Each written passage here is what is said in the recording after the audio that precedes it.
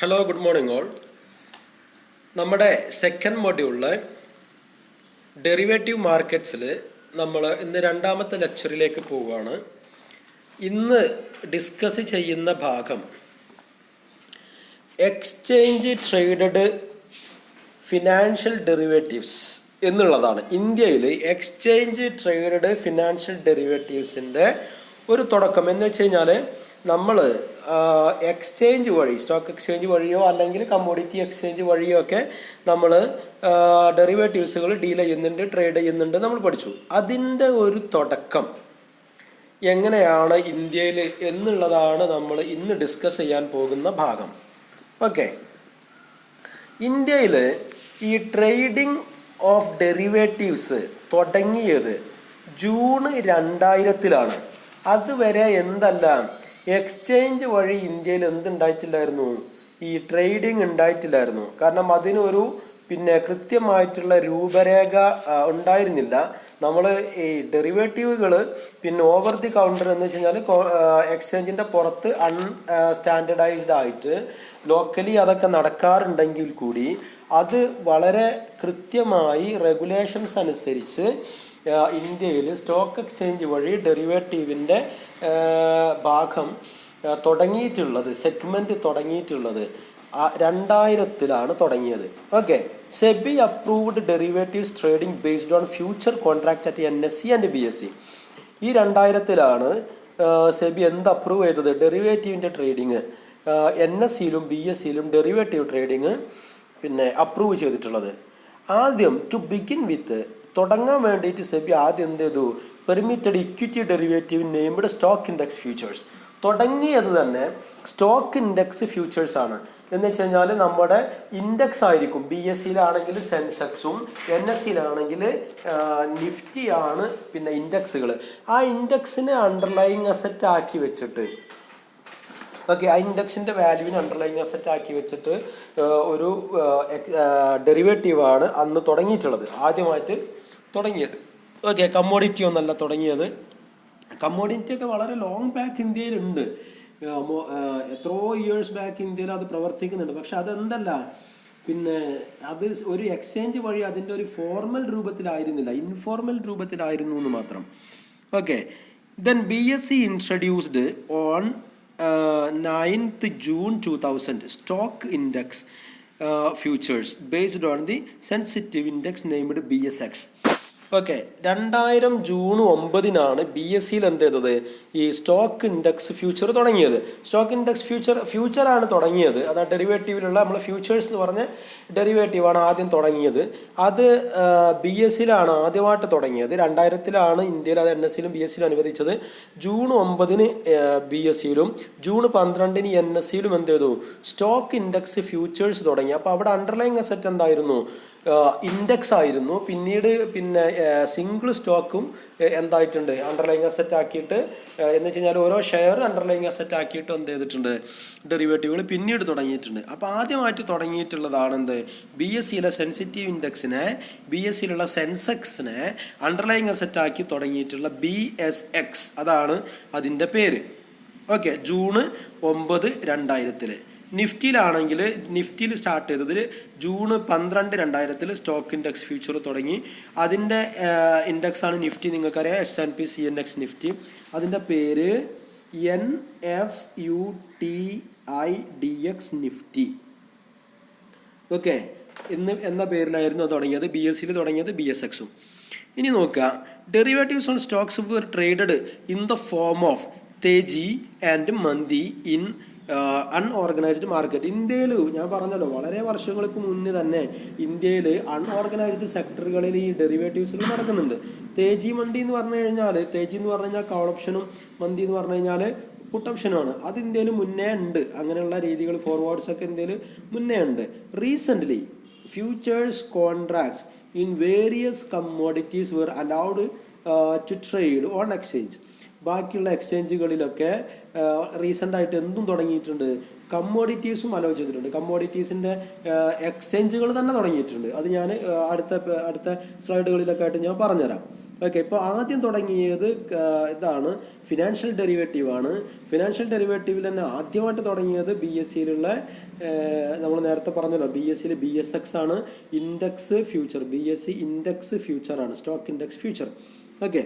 In June 2000 national stock exchange എന്ന് വെച്ച് കഴിഞ്ഞാൽ NSE and Bombay stock exchange എന്ന് വെച്ച് കഴിഞ്ഞാൽ BSE started trading in futures on Sensex and Nifty. നമ്മളിപ്പോൾ പറഞ്ഞു കഴിഞ്ഞു.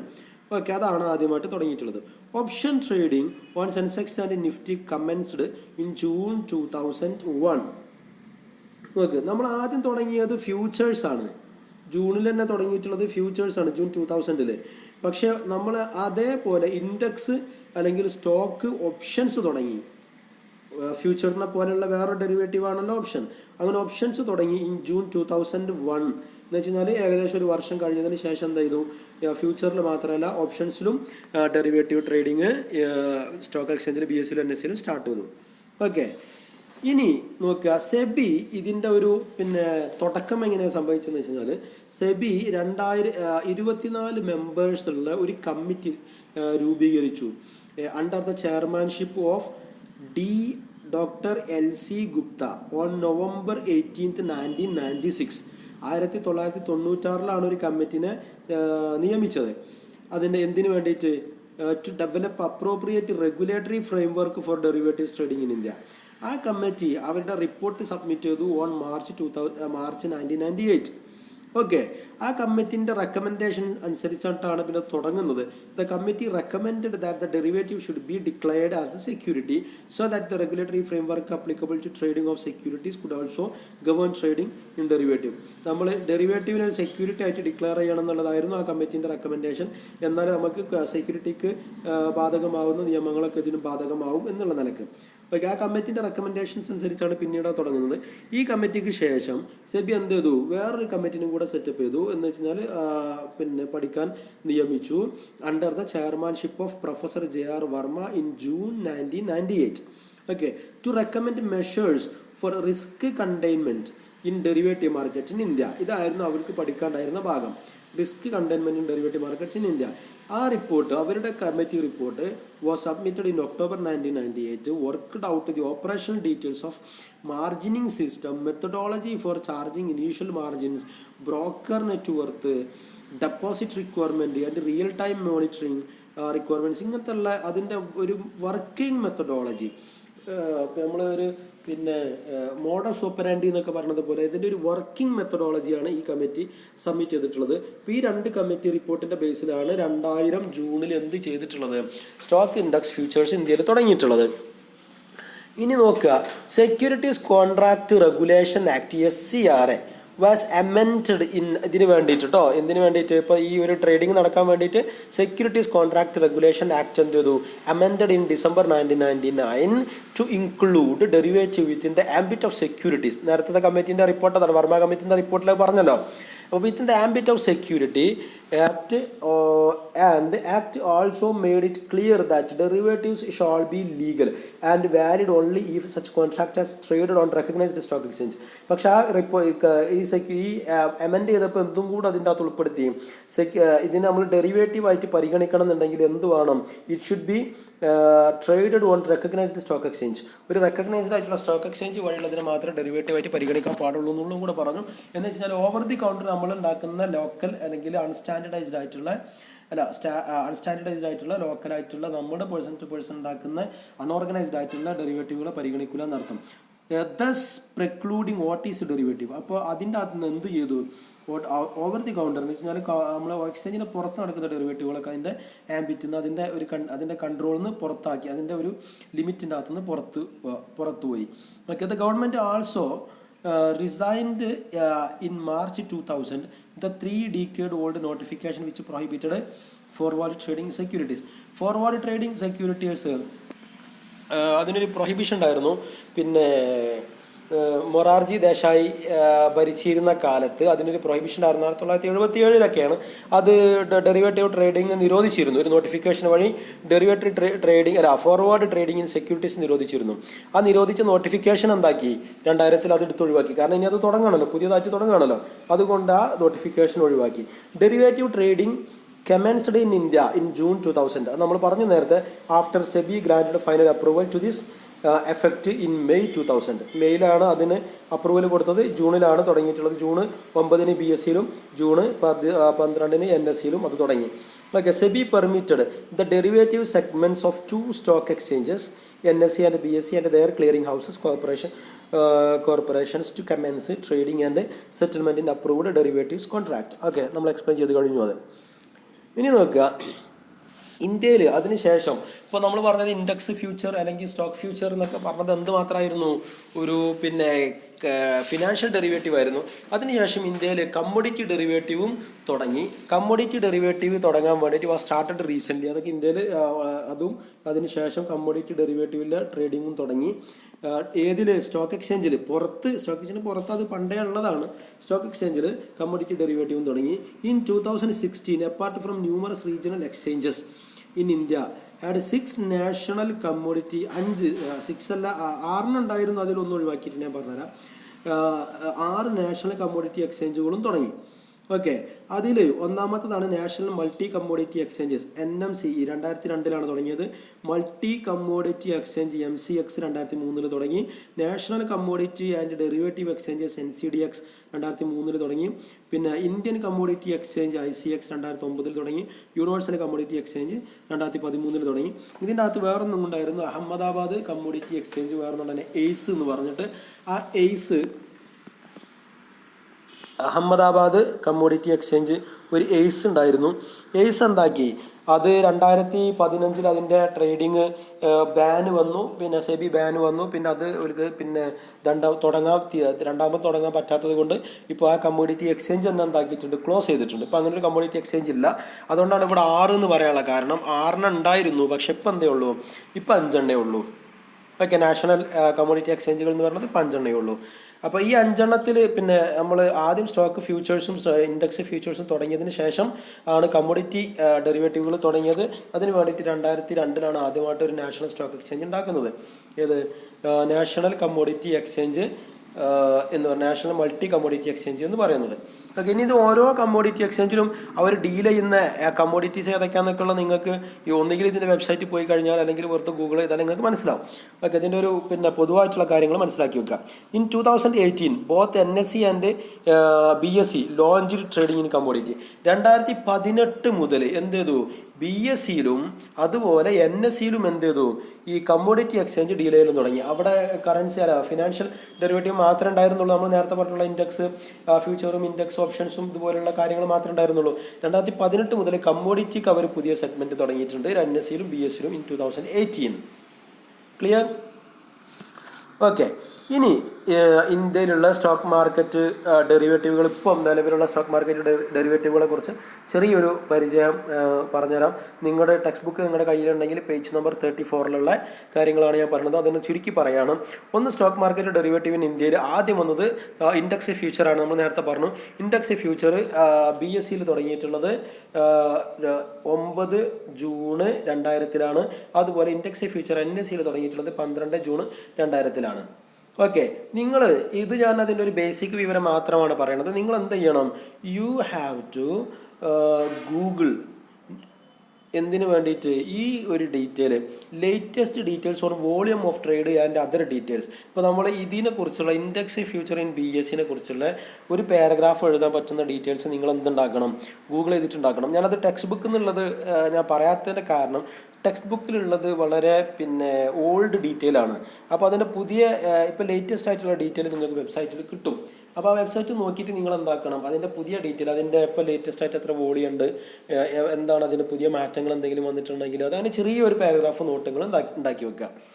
ഓക്കെ, ഇനി അതുപോലെ 2001 എന്തും തുടങ്ങി. ഞാൻ പറഞ്ഞു നേരത്തെ, നമ്മളിത് നേരത്തെ എക്സ്പ്ലെയിൻ ചെയ്തതാണ്. 2001 ഒരു സിംഗിൾ സ്റ്റോക്ക് ഫ്യൂച്ചർ തുടങ്ങിയിട്ടുള്ളത്. ഓക്കെ, അതുപോലെ ഓപ്ഷനും തുടങ്ങിയത് 2001 തന്നെയാണ്. സിംഗിൾ സ്റ്റോക്ക് ഫ്യൂച്ചറും. സിംഗിൾ സ്റ്റോക്ക് ഫ്യൂച്ചർ ഇവിടെ ഇൻഡെക്സ് ആയിരുന്നു അണ്ടർലൈങ് അസറ്റ്. BSEയിലാണെങ്കിൽ സെൻസെക്സും, നിഫ്റ്റിയിലാണെങ്കിൽ NSEയിലാണെങ്കിൽ നിഫ്റ്റിയും. അത് ഒരു ഇൻഡെക്സ് എന്ന് പറഞ്ഞു കഴിഞ്ഞാൽ സെൻസെക്സിൽ 30 കമ്പനീസും ഉണ്ട്, നിഫ്റ്റിയിൽ 50 കമ്പനീസിൻ്റെ ഷെയർസിൻ്റെ ഒരു ആവറേജ് ആണ്. പക്ഷെ അതിന് പകരം നമുക്ക് ഓരോ കമ്പനീൻ്റെ ഷെയറിൽ മാത്രം അണ്ടർലൈങ് അസറ്റ് ആക്കി, ഇപ്പോൾ റിലയൻസ് ആണെങ്കിൽ റിലയൻസിൻ്റെ ഷെയർ മാത്രം അണ്ടർലൈങ് അസറ്റ് ആക്കി വെച്ചുകൊണ്ടുള്ളതും എന്താക്കി പിന്നീട് 2001 തുടങ്ങിയെന്നർത്ഥം. NSE-യിലും തുടങ്ങി, BSE-യിലും തുടങ്ങി. അതാണ് സിംഗിൾ സ്റ്റോക്ക് ഫ്യൂച്ചർ എന്ന് പറയുന്നത്. ഓക്കെ, പിന്നെ 2001 ഞാൻ നേരത്തെ പറഞ്ഞതുപോലെ NSE-യിലും BSE-യിലും എന്ത് തുടങ്ങി? ഇൻഡെക്സ് ഓപ്ഷൻസ് തുടങ്ങി. ഇൻഡെക്സ് ഫ്യൂച്ചറിന് മാത്രമല്ല ഇൻഡെക്സ് ഓപ്ഷൻസും തുടങ്ങി. ഓക്കെ, പിന്നെ BSE-യിൽ ചോട്ട സെൻസെക്സ് ഓൺ 2008 ഈ ഓപ്ഷൻസിൽ എന്ത് തുടങ്ങി? BSE സെൻസെക്സ് മാത്രമല്ല, പുറമെ 2008 വേറെ ഒന്നും കൂടെ തുടങ്ങി, ചോട്ട എന്ന് വെച്ച് കഴിഞ്ഞാൽ മിനി, ചെറിയത്, ചോട്ട സെൻസെക്സ് തുടങ്ങി 2008. അപ്പോൾ അതുമായി ബന്ധപ്പെട്ട ഡീറ്റെയിൽസ് ഒരു പാരഗ്രാഫ് എഴുതാൻ പറ്റുന്ന രീതിയിൽ നിങ്ങൾ തയ്യാറാക്കി വെക്കണം. ഓക്കെ, കാരണം അതിന് നമുക്ക് അതിൻ്റെ വോളിയം ട്രേഡൊക്കെ അറിയാനുള്ളൂ. അത് പിന്നെ വളരെ ഇമ്പോർട്ടൻ്റ് ആയിട്ടുള്ള ഡാറ്റ അല്ലാത്തതുകൊണ്ടാണ് ഞാൻ ഇവിടെ പറയാത്തത്. പിന്നെ സ്റ്റോക്ക് ഓപ്ഷൻസ്, സിംഗിൾ സ്റ്റോക്ക് ഓപ്ഷൻസും അതുപോലെ 2001 എവിടെ തുടങ്ങി? BSE-യിലും NSE-യിലും ഒക്കെ തുടങ്ങി. അപ്പോൾ നമ്മൾ ഇന്ത്യയിലുള്ള ഡെറിവേറ്റീവ് മാർക്കറ്റിൽ നമുക്ക് ബേസിക്കലായിട്ടുള്ളത് ഏതാണ്? ഒന്ന് ഇൻഡെക്സ് ഫ്യൂച്ചർ, അതുപോലെ സ്റ്റോക്ക് ഫ്യൂച്ചർ. ഇൻഡെക്സ് എന്ന് പറയുമ്പോൾ ഇൻഡെക്സും സ്റ്റോക്ക് എന്ന് പറയുമ്പോൾ ഒരു ഷെയറും, അതുപോലെ എന്ത് index options and stock options. Clear ആയല്ലോ? അത് NSE-യിലും തുടങ്ങി, BSE-യിലും തുടങ്ങി. അതിൻ്റെ ഇയറും ഓർത്ത് വെക്കുക. ഇനി ബാക്കിയുള്ള അതല്ലാതെ ഇൻഡെക്സും സ്റ്റോക്കും ഫ്യൂച്ചർ ഓപ്ഷനും അല്ലാതെ ബാക്കിയുള്ള ഡെറിവേറ്റീവുകളുള്ള ഇന്ത്യയിലുള്ള ഡെറിവേറ്റീവ്സിനെ കുറിച്ച് ചെറിയൊരു ധാരണ ഉണ്ട്. അതൊന്ന് കമ്മോഡിറ്റി. ഇപ്പോൾ അത് നേരത്തെ പറഞ്ഞ ഓപ്ഷൻ ഫ്യൂച്ചർ എന്ന് പറഞ്ഞ ഫിനാൻഷ്യൽ ആയിരുന്നു. പിന്നെ കമ്മോഡിറ്റി ഡെറിവേറ്റീവ് നമ്മൾ പറഞ്ഞതുപോലെ 2002 മുതൽ ഇന്ത്യയിലെ കമ്മോഡിറ്റി ഡെറിവേറ്റീവ് തുടങ്ങിയിട്ടുണ്ട്. ഓക്കെ, പിന്നെ അതുപോലെ ഇൻട്രസ്റ്റ് റേറ്റ് ഡെറിവേറ്റീവ് തുടങ്ങി 2003. ഇൻട്രസ്റ്റ് റേറ്റ് ഡെറിവേറ്റീവ് 2003 തുടങ്ങി. ആ ഇൻട്രസ്റ്റ് റേറ്റ് ഡെറിവേറ്റീവ് 2006 ക്ലോസ് ചെയ്ത് 2009 വേറൊരു പുതിയ ഇൻട്രസ്റ്റ് റേറ്റ് ഡെറിവേറ്റീവ് തുടങ്ങി. അപ്പോൾ ഇൻട്രസ്റ്റ് റേറ്റ് ഡെറിവേറ്റീവ് എന്താണെന്നുള്ളത് നമ്മൾ ഈ ഡെറിവേറ്റീവിനെ കുറിച്ചുള്ള കൂടുതൽ അതിൻ്റെ പിന്നെ ഡീപ്പായിട്ടുള്ള കാര്യങ്ങൾ നമ്മൾ അടുത്ത ചാപ്റ്റർ മുതൽ പഠിക്കും. ഓക്കെ, അത് കഴിഞ്ഞ് പിന്നെ കറൻസി ഡെറിവേറ്റീവ് തുടങ്ങി, ക്രെഡിറ്റ് ഡെറിവേറ്റീവ് തുടങ്ങി, വെതർ ഡെറിവേറ്റീവ് തുടങ്ങി. ഓക്കെ, കറൻസി ഡെറിവേറ്റീവിലാകുമ്പോൾ ഏതെങ്കിലും ഒരു ഫോറിൻ കറൻസി ആയിരിക്കും അണ്ടർലൈങ് അസറ്റ്, ഡോളറോ അല്ലെങ്കിൽ യെന്നോ അങ്ങനെയൊക്കെ ഏതെങ്കിലും ഫോറിൻ കറൻസി ആയിരിക്കും. പണ്ടൊക്കെ ഡോളർ മാത്രമേ ഉണ്ടായിരുന്നുള്ളൂ. പിന്നീട് അത് പിന്നെ കറൻസി ഡെറിവേറ്റീവിൽ പുതിയ കറൻസികളൊക്കെ ആഡ് ചെയ്തിട്ടുണ്ട്. പിന്നെ ഡോളർ മാത്രമല്ല ഇപ്പോൾ ഉള്ളത്. ഓക്കെ, ഇനി അതുപോലെ ക്രെഡിറ്റ് ഡെറിവേറ്റീവ് ഉണ്ട്. നമ്മൾ ക്രെഡിറ്റ് റിസ്ക് ഒഴിവാക്കാൻ വേണ്ടിയിട്ട് നമ്മൾ ഉണ്ടാക്കുന്ന ഡെറിവേറ്റീവാണ്. 2003 മുതൽ തന്നെ RBI എന്ത് ചെയ്തിട്ടുണ്ട്? ക്രെഡിറ്റ് ഡെറിവേറ്റീവ് ഇൻട്രൊഡ്യൂസ് ചെയ്തിട്ടുണ്ട്. അത് പിന്നെ ബാങ്കുകളൊക്കെ അതിന് വേണ്ടിയിട്ട് അനുവദിച്ചിട്ടുണ്ട്. വെതർ ഡെറിവേറ്റീവ് എന്ന് പറയുന്നത് നമ്മളുടെ കാലാവസ്ഥ പ്രതികൂലമാവുകയും അനുകൂലമാവുകയും ചെയ്യുമ്പോൾ നമുക്ക് എന്തുണ്ടാവും? ക്രോപ്പിലും നമ്മളുടെ സെയിൽസിലും ഇതിലൊക്കെ മാറ്റങ്ങൾ ഉണ്ടാവും. അപ്പോൾ അതുവഴി ഉണ്ടാകുന്ന റിസ്കിനെ മിറ്റിഗേറ്റ് ചെയ്യാൻ വേണ്ടിയിട്ടുള്ള ഒരു ഡെറിവേറ്റീവാണ് എന്ത്? Weather derivative. ഓക്കെ, അങ്ങനെ ഇതൊക്കെ ഇപ്പോൾ ഇന്ത്യയിൽ റണ്ണിങ്ങിലുള്ള ഡെറിവേറ്റീവ്സ് ആണ്. ക്ലിയർ? ഇനി നിങ്ങൾക്ക് ഈ ചാപ്റ്ററിലുള്ള ഒരു അസൈൻമെൻ്റ് ആണ്.